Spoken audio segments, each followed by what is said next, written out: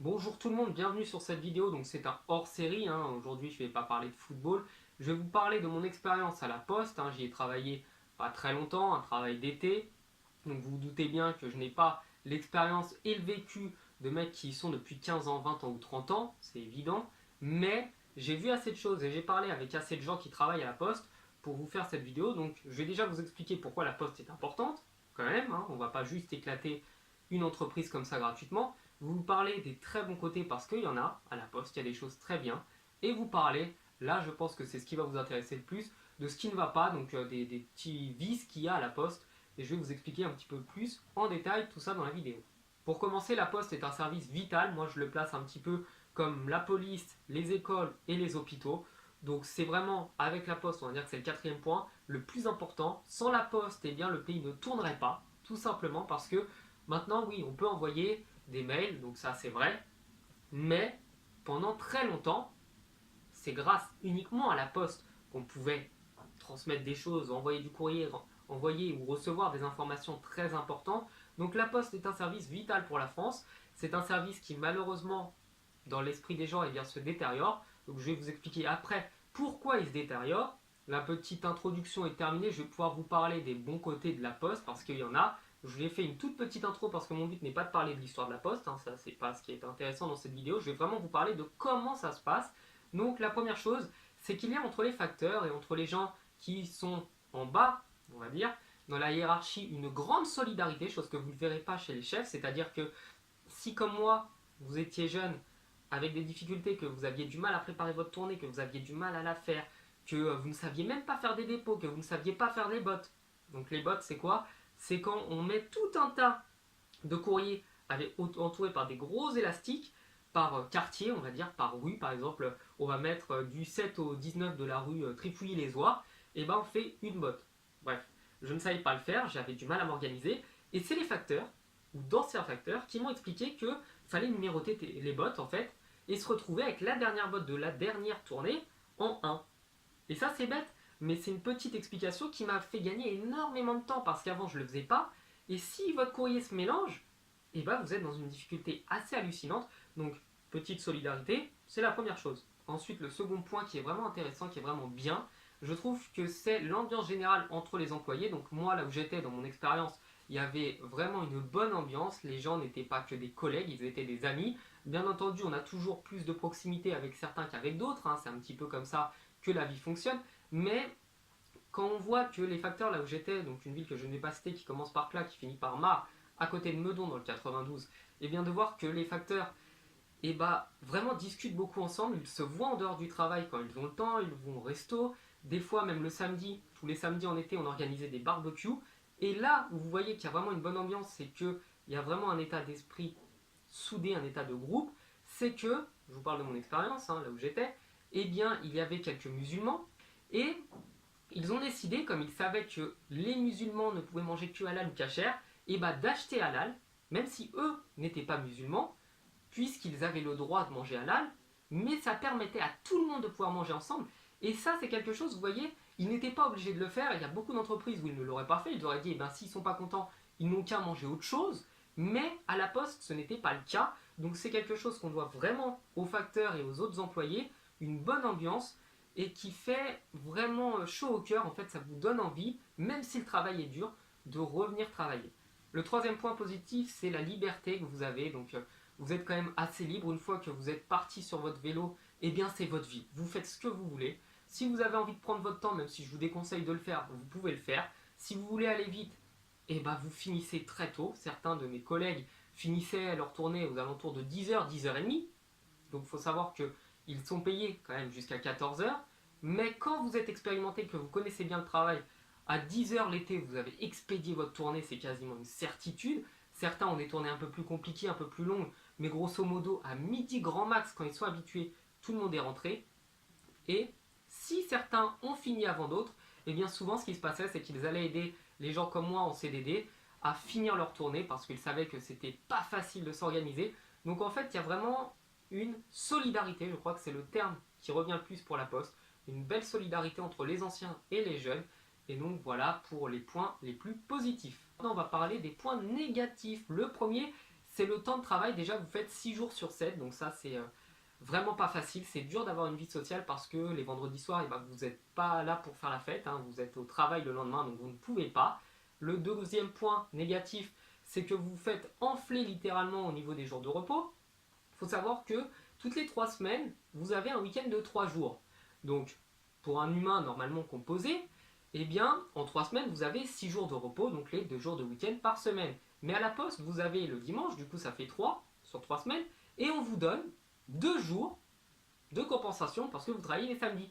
Sauf que moi, dans ma tête, hein, je ne sais pas, peut-être que je fais une erreur de calcul, mais 6 jours et on vous donne 5 jours, ça veut dire que toutes les 3 semaines, il y a une journée que vous faites carotter, et grosso modo, à l'année, vous vous faites enfler entre 15 et 20 jours, donc c'est gratuit, c'est pour la poste. Le second point négatif, parce que je crois que j'ai mis 2 points négatifs en même temps, c'est que les journées de repos sont données de manière aléatoire et au bon vouloir de votre chef. Donc moi par exemple, ça m'est déjà arrivé, tenez-vous bien, c'était en plus pendant le mois d'août, d'avoir le lundi de travail, le mardi était férié, le mercredi je travaillais, le jeudi je travaillais aussi, on m'a donné le vendredi de repos alors que je ne l'avais pas forcément demandé, on me l'a imposé sans me demander mon avis, et on m'a fait travailler le samedi. Donc en gros, j'aurais pu avoir un week-end de 2-3 jours, peut-être avoir mon lundi, voilà, ça m'aurait fait un week-end de 3 jours, mais on ne me l'a pas donné pour m'enfler, pour me carotter. Donc bien entendu, quand je suis rentré et que j'avais eu mon jour de repos le vendredi, eh bien la poste s'était amusée à me laisser la tournée du vendredi à faire, à rattraper donc, pour le samedi. Heureusement, on m'a envoyé quelqu'un qui s'appelle un rouleur. Donc ce sont des gens qui eux sont envoyés dans tout le 92 pour donner un coup de main sur les tournées où il y a vraiment beaucoup de travail. Mais ça n'est pas venu à l'esprit des chefs, hein, des supérieurs qui auraient pu prendre un vélo et faire la tournée à ma place puisqu'ils ne foutaient rien dans leur bureau. Ils foutaient rien dans le bureau. Et ben non, ils m'ont laissé le travail et quand je suis arrivé, j'avais montagne de boulot à faire. Donc ça, vous voyez, c'est régulier qu'on vous donne des jours bizarres, qu'on ne vous met personne pour vous aider et même certains facteurs, dont un qui est devenu chauffeur de bus et avec qui j'avais sympathisé quand j'allais au travail, et bien lui, on lui a refourgué la tournée d'un mec qui était parti en retraite tous les jours. Et on ne lui a mis aucun rouleur pour l'aider. Donc en gros, il avait double tournée et il ne finissait jamais, jamais, jamais avant 15 heures. Le quatrième point négatif, je dirais que c'est le fait que la hiérarchie a les oreilles bouchées et les yeux fermés donc sur tous vos problèmes. Si vous avez un problème, eh bien ils vous répondent je ne sais pas. Ou alors ils vous disent eh bien fais comme tu peux. Ou alors bon courage, ça des bons courages j'en ai eu pas mal.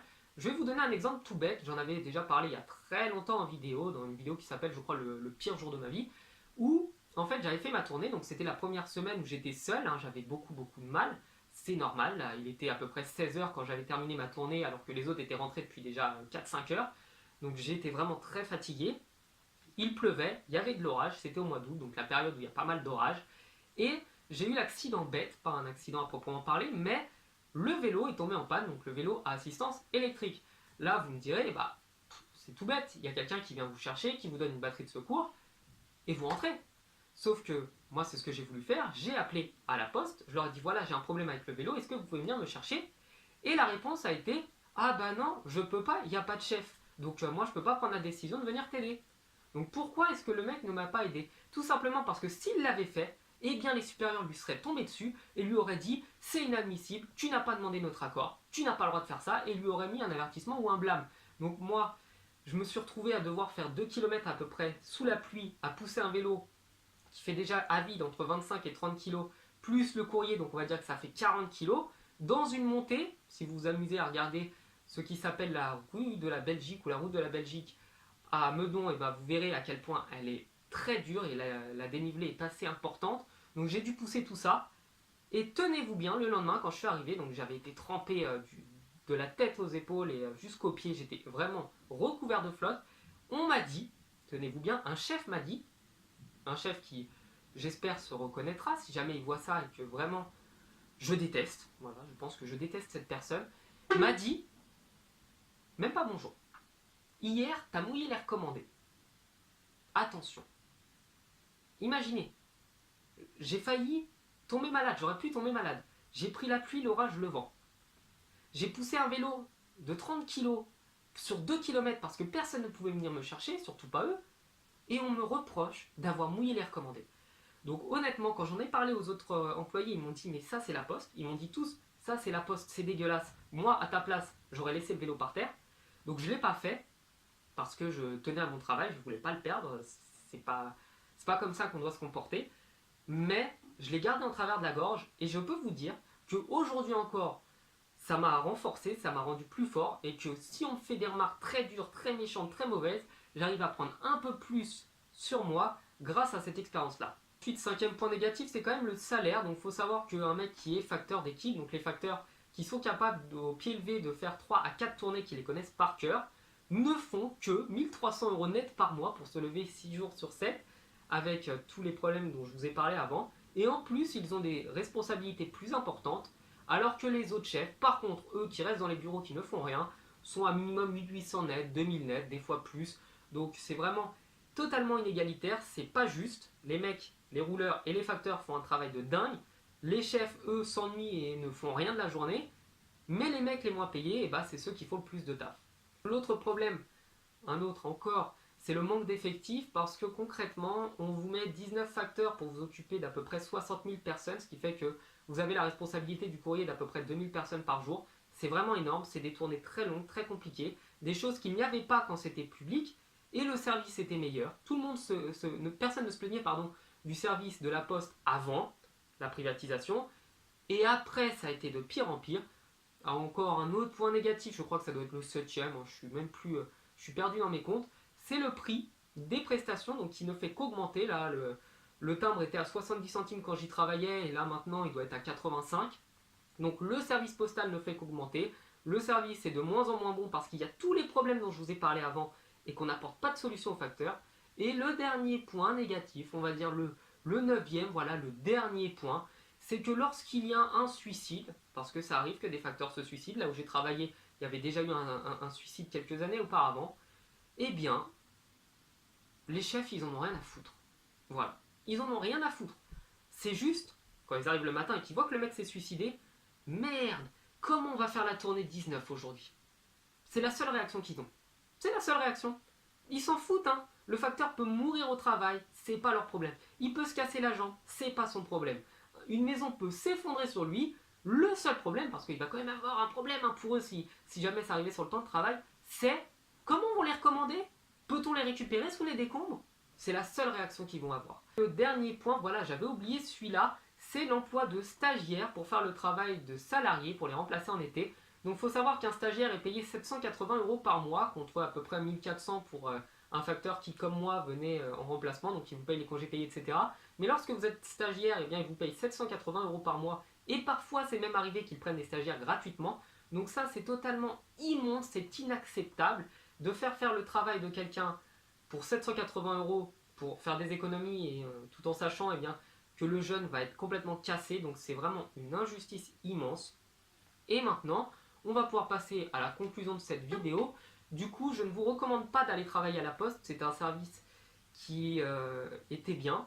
Les employés étaient quand même assez satisfaits il y a une vingtaine d'années, même si c'était pas toujours évident, c'était quand même assez dur.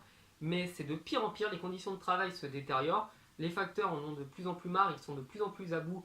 Et comme bien, vous avez un CDI à la Poste, les facteurs ne peuvent pas quitter leur emploi parce qu'ils ont une femme, des enfants, ils ont des gens à nourrir, ils ont eux-mêmes à se nourrir, parce que oui, un facteur mange et boit et dort. Donc ils ne peuvent pas forcément quitter la Poste, mais ils sont comme dans une prison, dans une boucle infernale, ils ne peuvent pas s'en sortir.